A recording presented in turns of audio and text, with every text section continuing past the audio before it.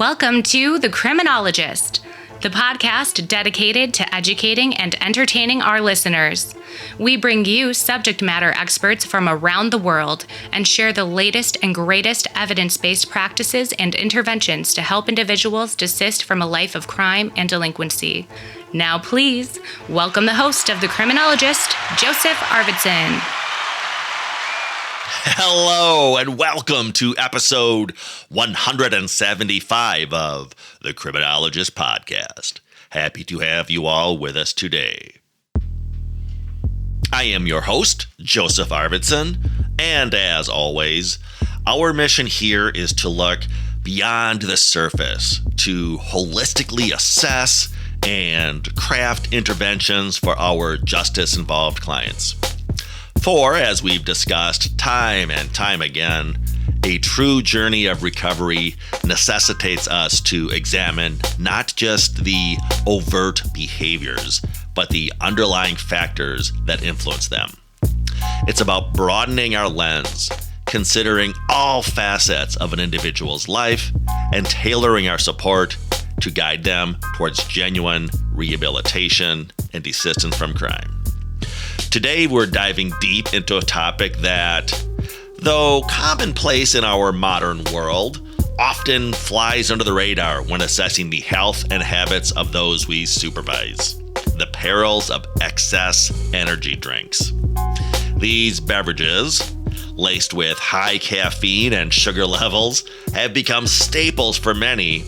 But what dangers lurk beneath their shiny exteriors? And who better to guide us through this maze than our reoccurring guest and subject matter expert, Dr. Jerrod Brown. Dr. Brown, always a welcome voice on our show, continues to enlighten us with his deep dives into issues that many might overlook, yet that hold significant implications for those on their journey of recovery. So without further ado, let's delve into this captivating conversation and, as always, expand our understanding to better support those in our care. Please enjoy my conversation with Dr. Jerrod Brown, and I will see you all on the other side. Welcome back to the show, Dr. Brown.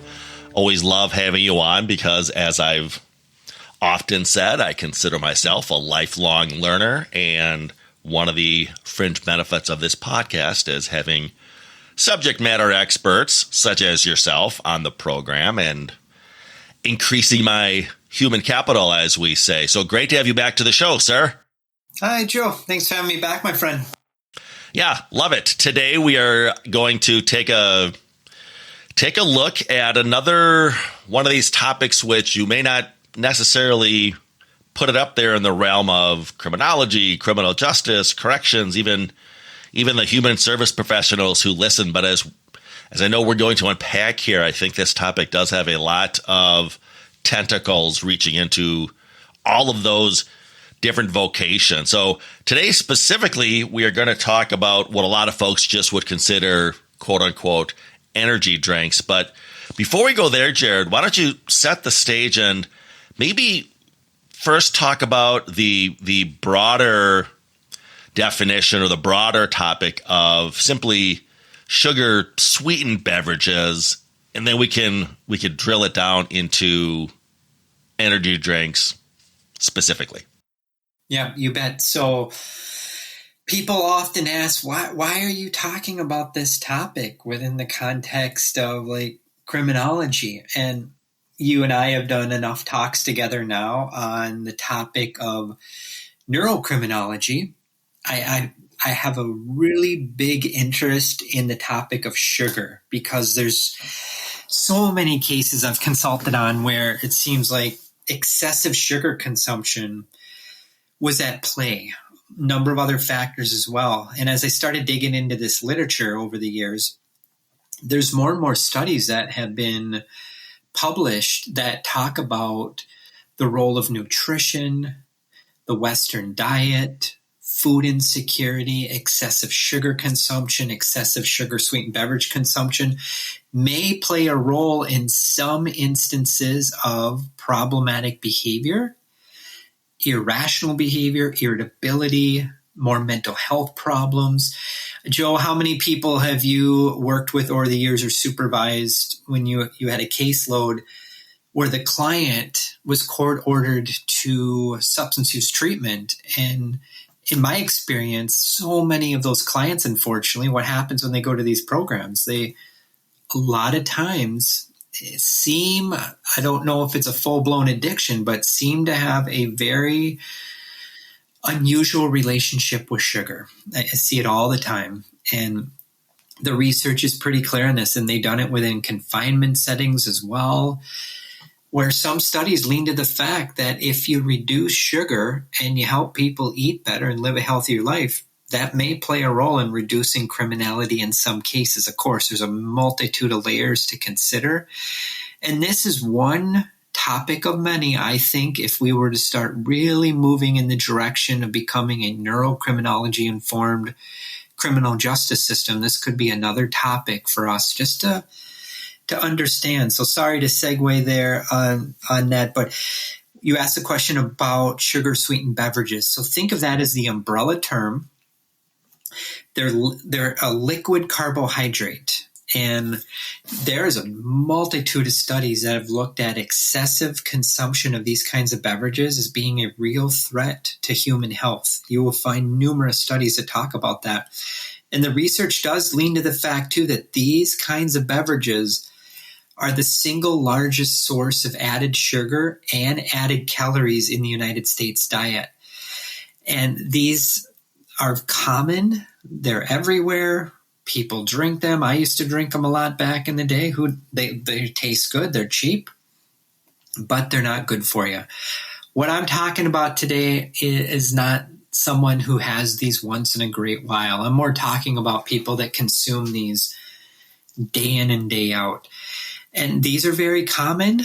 And under this umbrella is energy drinks, which we're going to focus on today. But if you look at this broader category, it does talk about fruit punches, slushies, non-diet soft drinks, sports drinks, sweetened iced teas, sweetened coffees, sweetened water, certain kinds of vitamin water, sweetened powdered drinks. So there's a lot of different beverages that fall under the umbrella of sugar-sweetened beverages. And if you look at just the overall broader literature on this, lots and lots of studies point to the fact that the excessive consumption of some of these kinds of beverages has been linked to more anxiety for some people. There have been studies that have found that these kind of beverages can increase inflammation in the body and more oxidative stress. A couple studies have looked at this within the context of increasing asthma-related problems, dental issues, gout. Some studies have found a connection between excessive consumption of these beverages and maybe an increase in heart disease in some cases. And the list goes on and on and on. There's some studies, too, if we start looking at this through kind of a forensic criminal justice lens, self-regulation deficits, self-control issues, externalizing behavioral problems.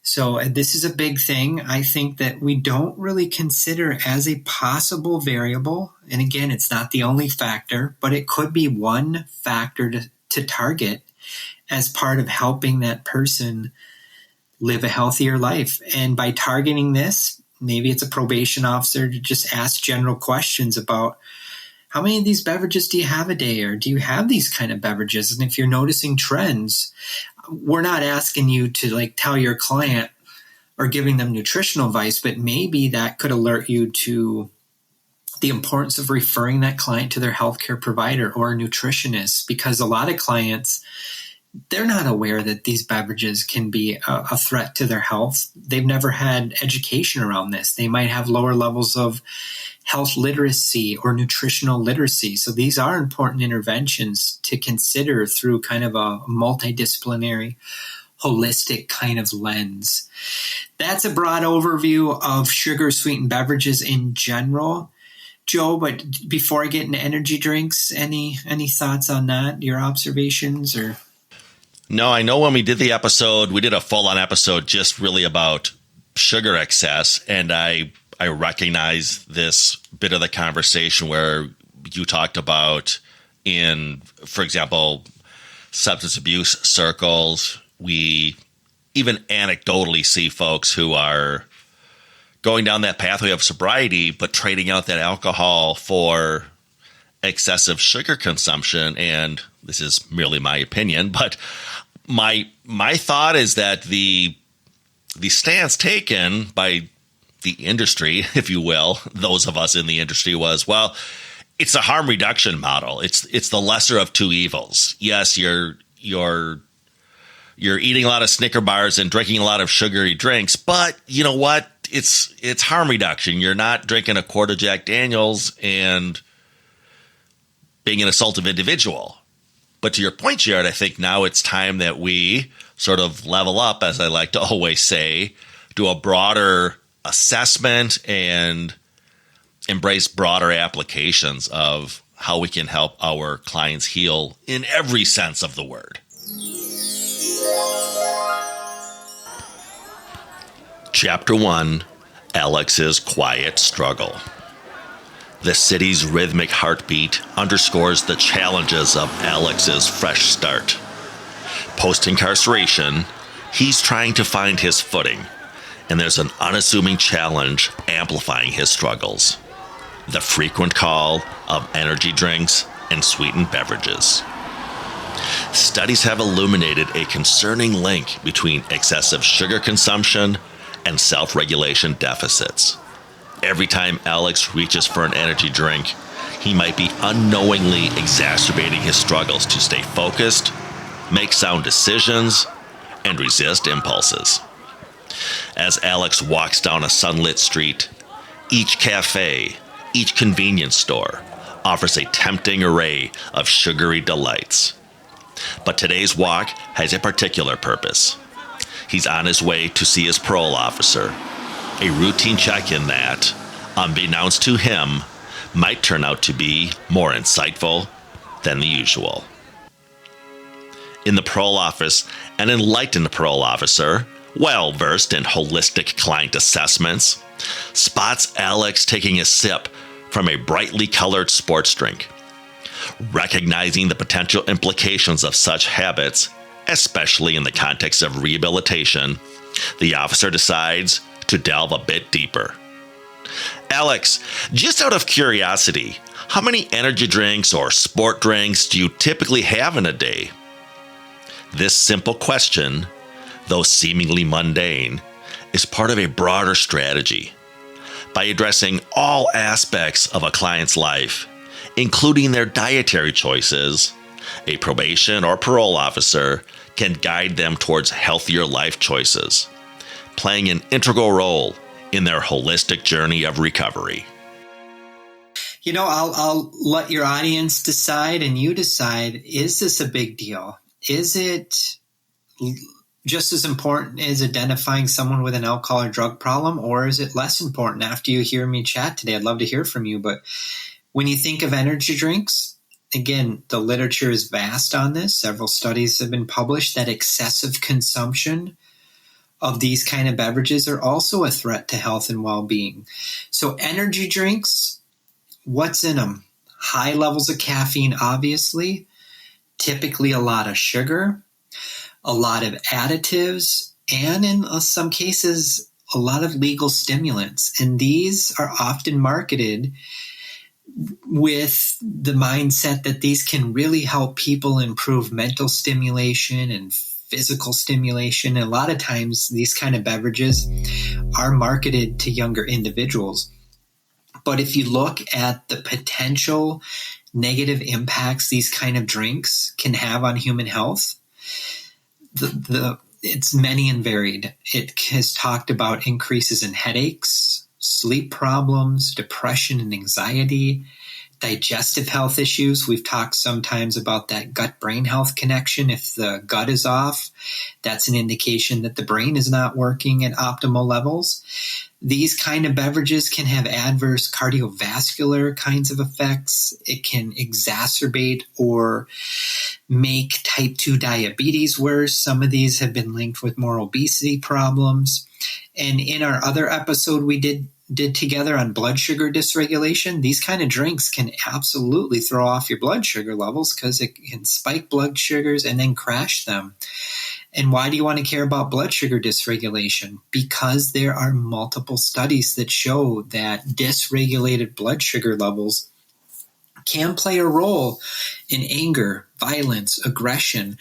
There have been several studies that have looked at this within the context of very specific based offender populations and have shown that some offender-based populations may be dealing with lower blood sugar levels in some cases. And if our blood sugar levels get too low, that is an indication that we don't have the proper amount of glucose in our bloodstream, and glucose is metabolic fuel, and our brain requires glucose to have good optimal self-control. So some of these studies through a forensic lens really point to the fact that when our blood sugar levels dip too low, that can have a very adverse impact on self-control abilities. And we know from the criminology literature and the R&R model how much low self-control can play a role in impulsive behaviors, impulsive decision-making.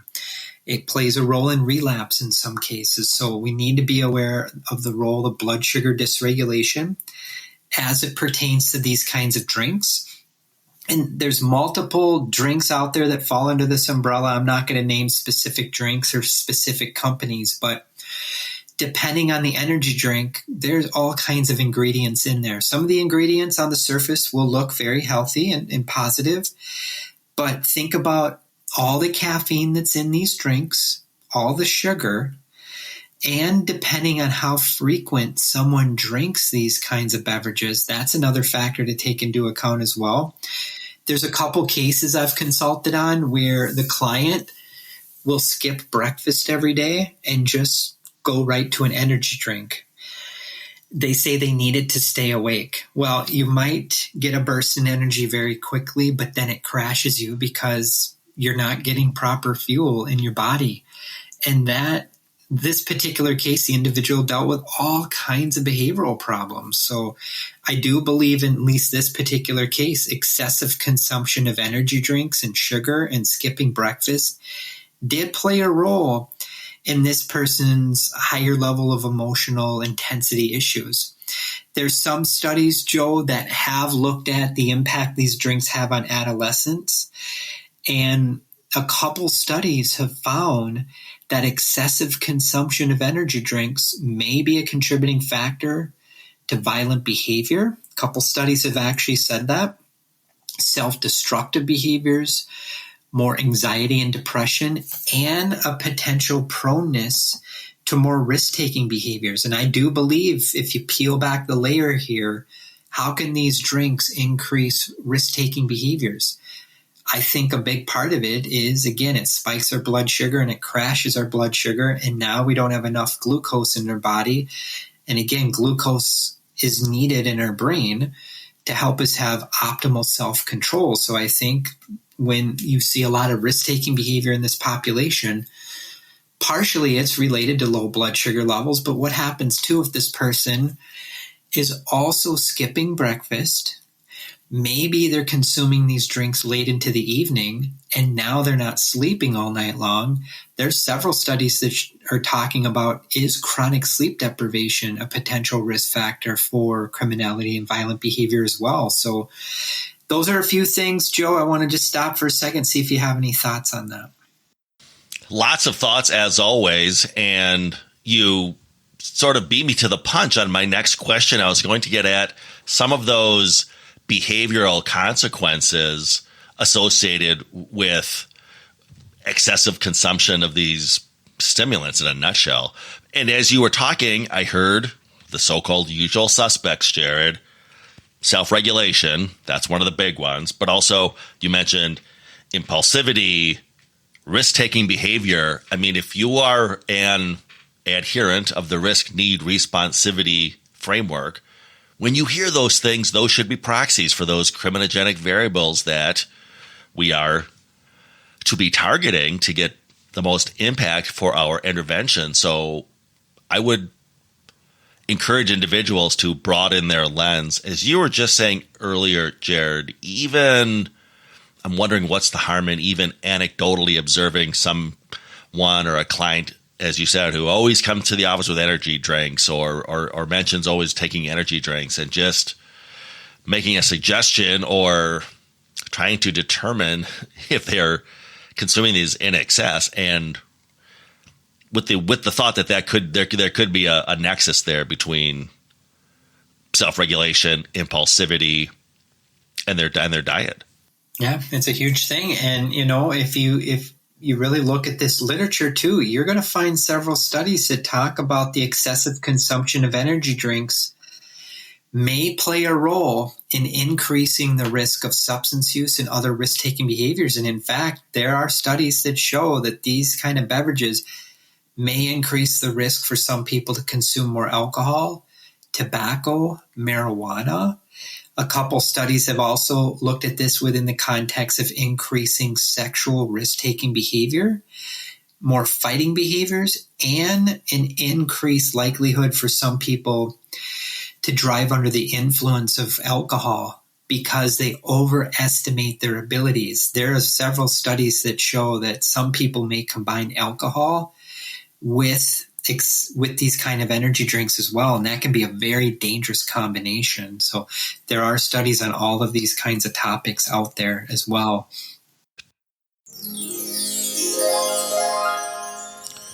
Chapter 2, A Gentle Conversation.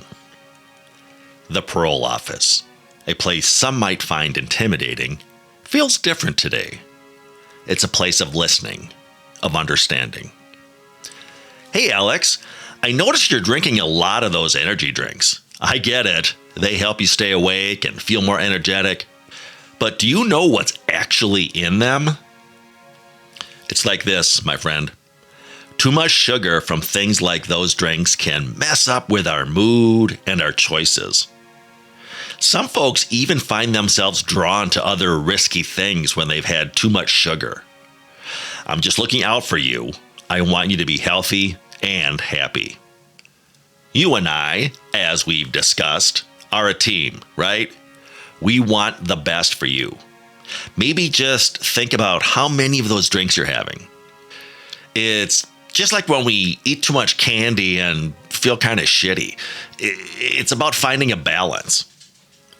And so, in a space where rules and regulation often dominate, there emerges a genuine heart-to-heart conversation, a chat between two people who genuinely want what's the best. Let me ask you, to that end, are there, when you mentioned studies and sort of comparative analysis, I know that a lot of listeners, particularly those who are criminal justice practitioners, coffee is just a way of life for a lot of us, but how does the impact of energy drinks on the body and on the brain compare to other stimulants, as I mentioned, coffee or even certain types of prescribed medications? Got to be very careful here. We're not giving medical advice, but I would recommend looking at what the CDC says and other major medical outlets say about how much caffeine should a person consume a day, where it reaches that threshold of dangerousness. Now, coffee, there's a lot of benefits associated with coffee you'll find in the literature, but it really depends, too, on a number of factors. Are you putting tons of sugar in your coffee at the same time? What kind of coffee is it? Is it processed? How much when you're having it? And understanding the half-life of caffeine as well. I've seen some studies that say the half-life might be couple hours. I've seen other studies say it might be 8 hours. So if you're consuming coffee, tons of coffee after noon, it still maybe traces in your system hours later. So something to take into account. In terms of coffee, it's so hard to say, but there are cases too I've consulted on where someone clearly has overconsumed coffee. And when I say overconsume, like I can think of one person that had like 10 cups of coffee every day in the morning. Little excessive, and this person could not sit still. It was impulsive, erratic. So I want to be careful, Joe, and not giving too much medical advice there, but think about how much, what type, what you're putting in it. And then also, are you having it on an empty stomach? Are you having it in conjunction with something else? Think about all of that. Too much of even something that might be somewhat good for you can be bad for you. So the coffee debate, there's several studies on that. It's a fascinating debate, but too much caffeine can be a bad thing. And if you just take out energy drinks in general and just look at excessive caffeine exposure, there are some studies that have looked at this within the context of anger, violence, aggression. There's a couple studies too that have looked at what happens if mom is consuming tons of caffeine during pregnancy, looking at prenatal caffeine exposure as well. There's some studies that have looked at that. So really fascinating topic. But with these energy drinks, again, there is evidence in this research literature that in some cases, again, people may combine energy drinks with higher levels of alcohol consumption. And when that does happen, sometimes people can overconsume alcohol because the energy drinks may give them a burst in energy and they're not really detecting the fact of how intoxicated they truly are. And when that happens, some of this literature also supports the fact that in some cases, this could be a potential risk factor for being taken advantage of sexually. This could be a risk factor for someone riding in an automobile with someone else under the influence. And it has been shown to increase the risk of injury and going to the hospital more frequently as well. So it's not just a forensic consideration we need to take into account, but it has significant societal and safety and public health kinds of variables and issues to consider as well. Jerrod, as you know, here on the Criminologist Podcast, we're not just about raising awareness and looking at increased assessment. We're also about exploring possible interventions and solutions. What potential intervention strategies might you recommend or consider to address this issue of excessive energy drink consumption among both, the general public and those clientele within the criminal justice system? Well, first of all, I would maybe dig deeper again. Is there some underlying issue that's contributing to them consuming tons of these amounts of drinks? Is there some sort of medical thing going on? Is there a mental health issue going on? Is it a learned behavior? Are they trying to stay awake because they have maybe untreated sleep apnea? No one's ever connected the dots. So get them to a medical doctor, rule out possible any medical issues. Maybe the person is dealing with some sort of underlying health issue that if it's detected, that could play a role in combating this.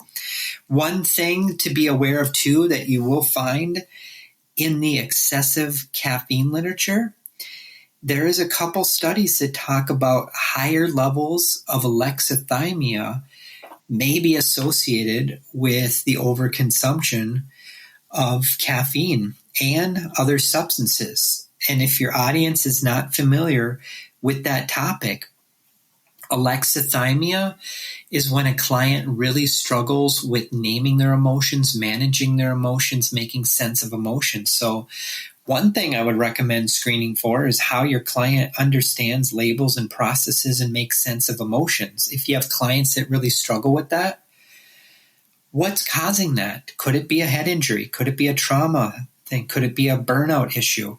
Because if people can't get their emotions out and share them with other people, a lot of times all those emotions go into their body and creates more physical distress. And if people don't have good coping skills and good awareness of this, what happens?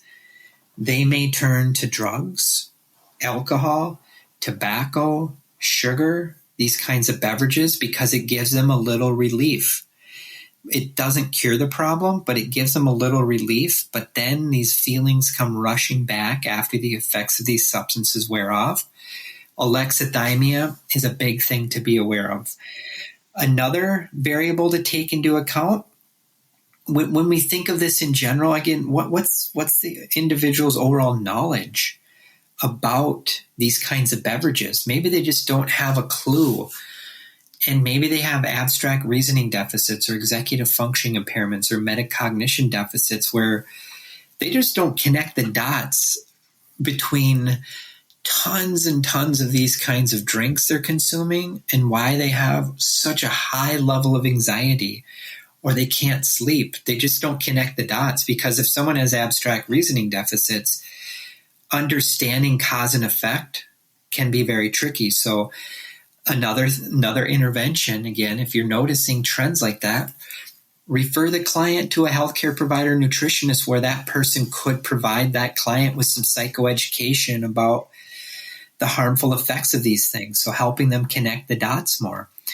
For some clients, when they consume these kind of beverages, rule out other things. What's their tobacco use history like? Through a neurocriminological lens, you will find actually several studies in that literature that do talk about tobacco consumption.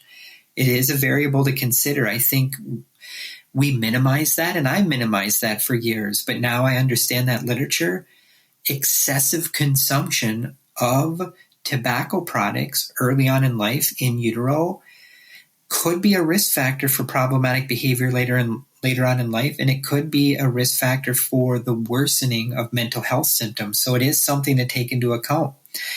Look at their other forms of sugar consumption, not just liquid forms, but are they just eating fast food and gas station food all day long and pounding down the pastries and donuts and stuff? Could that be a food insecurity thing because they just don't have a lot of money and they don't have a lot of means or access? There's actually several studies, Joe, that have been published on the topic of food insecurity in relation to criminality. Food insecurity doesn't always mean your client's not going to have access to food. It could mean that, but it also means they don't have access to high quality food. So how many folks have you worked with who've come out of prison who don't have a job, don't have a lot of money, maybe they're on county or state benefits, that maybe they want to eat healthier, but unfortunately, no, eating a really healthy diet typically is a little more expensive than going to the gas station and buying things that taste good. They're packed full of calories and energy, but they're just not good for the body. You got me thinking, Jerrod, as you always do when you mentioned, and thank you, by the way, for giving that spot-on definition of food insecurity. But I was thinking about some conversations I've been having lately in the training world within the risk need responsivity framework, and trying to get practitioners to strike that balance between what we refer to as those criminogenic versus non-criminogenic factors. We're saying, listen, you've got to give due diligence to those non-criminogenic things, such as those basic human needs, housing stability. But as you were speaking, Jerrod, I thought, boy, as a trainer, when I'm getting practitioners on board with that and sort of training them to assess their clients more holistically, look at things like transportation issues, housing issues, safety and security issues, I need to start exploring their food insecurity. And as you said, Jerrod, not food insecurity as in, they may be on food stamps or some type of public assistance, but no, food insecurity, as a quality and quantity variable, because it might just open doors to some of these other things that you're talking about, or at least enlighten the practitioner that there could be a dotted line here. Chapter 3, Unraveling the Web.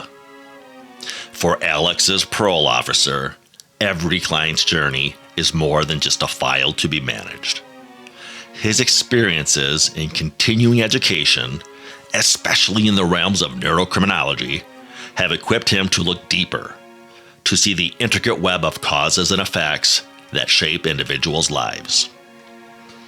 Alex, when you think about these energy drinks, do you ever wonder why you're reaching for them?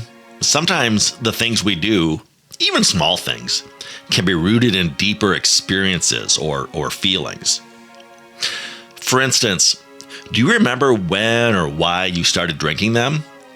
Is it something you saw someone else doing? A learned behavior, perhaps? The TIDES model, a cutting-edge framework that the parole officer has been trained in, weaves together trauma-informed care with assistance theory, all set upon the bedrock of the risk, need, responsivity framework. With this lens, he considers the myriad of factors playing a role in Alex's choices. Have you ever thought that maybe these drinks, this need to stay awake, could be connected to something else? Maybe a health issue like struggling to get sleep or even sleep apnea. Beyond physical health, the emotional landscape of an individual can shape their behaviors in surprising ways. Alex, it's also worth exploring how you process emotions. Sometimes trauma or even past injuries can make it challenging to navigate our feelings. Have you ever felt like it's hard to understand why you feel a certain way or to predict how you might react to things? This goes deeper than just recognizing feelings. It's about the connection between actions and their outcomes. Some folks find it tricky to see the link between what they do and what happens next. It's like struggling to put pieces together of a puzzle. If that sounds familiar, it could lead to seeking relief in ways that aren't the best for us, like too much sugar, too much tobacco, or even substance use. In this safe space, the parole officer's aim isn't to overwhelm Alex, but to lay out a map, inviting him to explore his journey with newfound insight. It's a huge topic, and that would be another variable if we started moving in a neurocriminological lens or a biopsychosocial approach is food insecurity. It's a big topic, and I'm actually preparing for a couple talks on that with a couple different groups, and there's tons of studies on this within the context of people in prison and probation and domestic violence and drug use, and the list goes, all kinds of variables to consider with food insecurity. And people that truly deal with food insecurity, there is evidence that they are larger consumers of sugar and less consumers of fruits and vegetables. Jerrod, you've been dropping so many awesome truth bombs into this interview already. Are there any key takeaways that you would like our listeners to have as to this topic of excessive energy drink consumption? Yes, and I'm not saying this applies to 100% of the cases, but let's say you're working with a client, you notice that they are consuming tons of these kinds of drinks. Look through an inhibition lens. Inhibition falls under the umbrella of executive function, and when there are problems in the area of inhibition, that's called disinhibition, which is basically a self-control issue. Take a step back and look at their whole life. Look holistically at this. If you work with a client that has profound disinhibition, which is basically impulse control problems, ask yourself a few questions. What's the relationship like with food, first of all? What's the relationship like with sugar, tobacco products, alcohol? Maybe they have a spending addiction. Do they have a sex addiction? What is their relationship like with driving? Do they have a long-standing history of reckless driving behavior, road rage? These are possibly indicative of some disinhibition. Do they have a long-standing history of probation violations? Just theft. These are all indications that you might be working with somebody that has some problems in the area of disinhibition. And then also when we're thinking of just interventions in general that come up in the sugar-sweetened beverage literature, and this can apply to everything we're talking about today, it does talk about the importance consulting with a nutritionist, referring to a nutritionist, but really hammering home self-regulation, focusing on metacognition, using a strengths-based approach, so capitalizing on the client's strengths, resources, attributes, and part of that I think falls in nicely with motivational interviewing, trauma-informed care. Helping clients reduce sedentary behaviors has been shown to be an intervention as well, and there's some studies that show excessive consumption of these kinds of beverages sometimes relate to more sedentary behaviors and excessive screen time exposure. Two other variables to consider and two other variables to screen for. And I spoke about nutritional literacy just a little bit, but this would be something like a healthcare provider could do. But when you think of nutritional literacy, what is that client's level of knowledge related to food? Do they know how to read a food label? For some clients, the very nature of teaching them how to start reading a label and what does it mean that something has this many grams in there, that can make some positive changes. Again, I'm not asking you as the probation officer to do that, but if you're noticing the client, that might be a really good referral. And also, what you could do, and this is supported in tons of literature, forensic, non-forensic, self-compassion interventions have been shown as well to be very helpful. So helping that client develop more self-compassion has been linked to having better self-regulation and increasing that client's motivation to live a healthier lifestyle. And as I wrap up today, Joe, just to recap why I think this is important for all of us to learn about, is the fact that, again, these kind of beverages, when consumed in excessive amounts, have been linked in some cases to more aggressive behavior, increases in stress, anxiety, depression.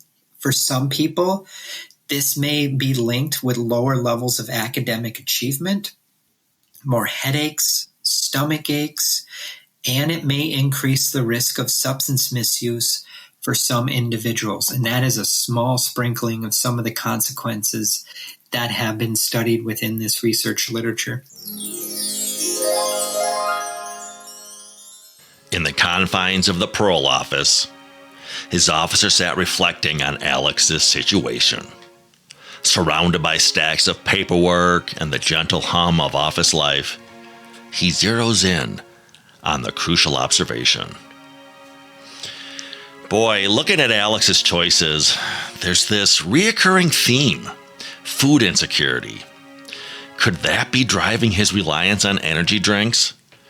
This consistent search for immediate gratification, for something that's at arm's reach. Alex's parole officer is known for viewing his clients holistically. Beyond just offenses, he delves into the life circumstances, the behaviors, the nuances that often get overlooked. It's essential for me to look beyond the surface. Inhibition, that's what it might boil down to. The literature in neurocriminology often links this to executive functioning. And when someone can't inhibit their impulses, when they act without pause, it's termed disinhibition, a direct challenge to self-regulation. With this insight, the parole officer's approach evolves. He realizes that any intervention must address the foundational self-regulation challenge. Boy, I need to employ strategies rooted in self-regulation theory. Strength-based approaches that don't just address the symptom, but tackle the cause. And of course, I must factor in trauma-informed care. Everyone has a story, and that story influences choices. It's a blend of empathy, insight, and science. The parole officer's approach isn't just about managing his clients. It's about understanding them, guiding them, and enabling positive change. Jerrod, I love having you on because it drives home the theme, or at least one of the themes of this podcast, that we need to do a much better job as an industry, as human service professionals, taking a much more holistic approach to the way that we assess and supervise and intervene with our clients, and take more of an all of the above approach, which the topic today checks in on one of those boxes. I truly appreciate you coming on, Jerrod, and sharing some of your acumen with us. Should we go ahead and tease our next chapter in our infamous serial killers series that we do from time to time? I think we should. We are going to take a neurocriminological kind of look at Ed Gein. Some of you have probably heard his name. Joe, you introduced me to something I did not know about a particular movie. I don't know if you want to share that, but... Well, you were mentioning Ed Gein, and then you referenced, of course, the character in Silence of the Lambs, which was loosely based on Ed Gein. And I mentioned another cinematic nexus there. Ed Gein was also the inspiration for the Leatherface character in the original Texas Chainsaw Massacre movie. So lots of cultural impacts that have arisen from this Ed Gein case. So even if listeners don't know the Ed Gein case per se, if you've seen either Silence of the Lambs and or the Texas Chainsaw Massacre, you might want to see and learn where it all began with Ed Gein in a small Wisconsin farm town many, many years ago. Looking forward to digging into his prenatal and early childhood history and seeing what we can learn from this case and maybe apply it to kind of the current work we're all doing right now. Exactly. And that's what it's all about. All right, Dr. Brown, I will leave your email information in the episode description of this podcast, along with information to your excellent programs, both at Concordia and through APHIS, your neurocriminology informed professional program, your graduate programs around trauma, resilience, and self-care. All of the above. So if listeners are wanting to know where they can learn more about some of these fascinating topics in a more formal way, we have that option as well. Jerrod, until next time, my friend, be well. Thank you, my friend, and thank you, everyone.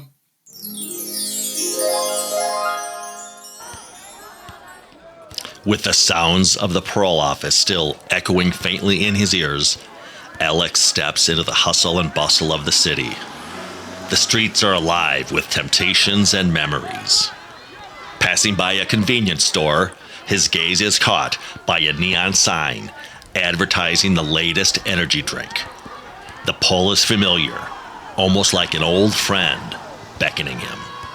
But today is different. The insights and discussions with his parole officer are still fresh in his mind. The challenge of disinhibition, that urge to act without thinking, has been a constant struggle for Alex, but he's now armed with self-regulation strategies. He takes a deep breath, remembering a key exercise. Visualizing the pros and cons, Alex mentally lists the benefits of the healthier choice against the fleeting rush of the energy drink. This mental pause, allowing him to think through consequences, is one of the strategies he's been taught. His hand hovers for a moment, then moves past the rows of brightly colored energy drinks. He selects a bottle of water and a fresh fruit.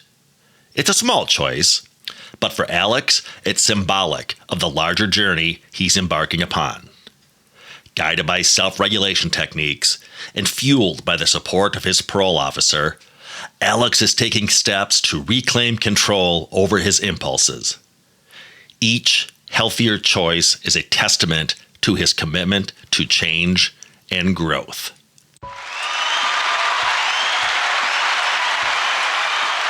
And there we have it, folks. Another enlightening discussion with Dr. Jerrod Brown, who, time and time again, provides us with invaluable insights on the complex tapestry of criminal justice, health, and human behavior.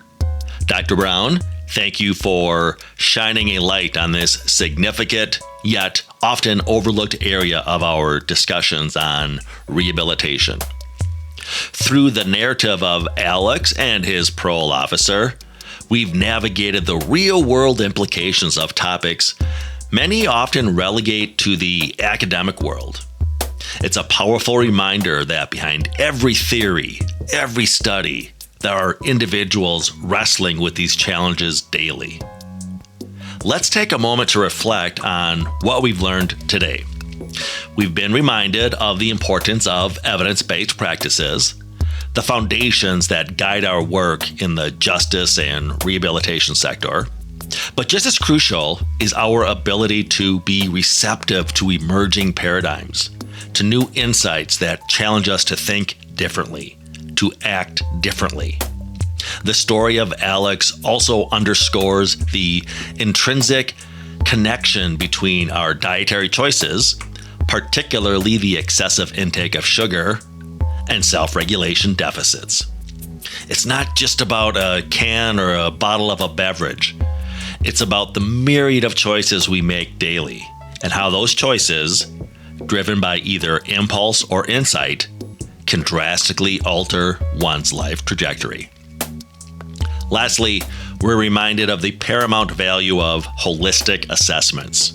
To truly support those on their journey of recovery and rehabilitation, we must look beyond the surface. Each individual is not just a file, a case, or a number. They are a culmination of experiences, traumas, decisions, and hopes. As we conclude today's episode, let's challenge ourselves to not just listen and move on, but to act, to think, and to engage more deeply with the world around us. To see the Alexes in our communities and on our caseloads, and to understand the profound impacts of our collective actions and knowledge. Back next week with a fresh episode. In the meantime, you may contact the show or reach out to us through our website, theparagongroup.llc.com, for training or presentations as to core correctional skills, program design, or, of course, the topic of desistance from crime. If you have questions or comments as to this podcast, feel free to contact the show via our email at thecriminologistpodcast@gmail.com. That's thecriminologistpodcast@gmail.com. Remember to follow us through our Facebook and Instagram pages at The Criminologist Podcast. New fun images are being added all the time to those feeds. You don't want to miss out. The Criminologist Media Group is also on Twitter. Give us a follow at Crim Media Group. That's CRIM Media Group. You may also connect with me, Joseph Arvidson, on LinkedIn, and follow both the Criminologist Podcast and the Paragon Group on our LinkedIn pages. Hey, lastly, if you've not already done so, check out and subscribe to our YouTube channel, The Criminologist, for additional content as to the themes of this program. And if you believe in what we're doing, if you're part of the movement, please spread the word. Tell a friend or a coworker or a colleague about us. Ask them to subscribe to the podcast. And of course, do so yourself if you've not already done so. And always remember, folks, there's no them, there's only us. That when our blood sugar levels dip too low, that can have a very adverse impact on self-control abilities. And we know from the criminology literature and the R&R model how much low self-control can play a role in impulsive behaviors, impulsive decision-making. It plays a role in relapse in some cases. So we need to be aware of the role of blood sugar dysregulation as it pertains to these kinds of drinks. The Criminologist Podcast is a production of the Paragon Group, LLC. For speaking engagements, interviews, program design, or training opportunities, please visit us at theparagongroup.llc.com. If you enjoyed the show, you can find more content and videos on our YouTube channel, The Criminologist. Don't forget to like and subscribe. Both the Criminologist Podcast and the Criminologist channel are brought to you by the Criminologist Media Group. Be sure to give us a 5-star review, and thanks for listening.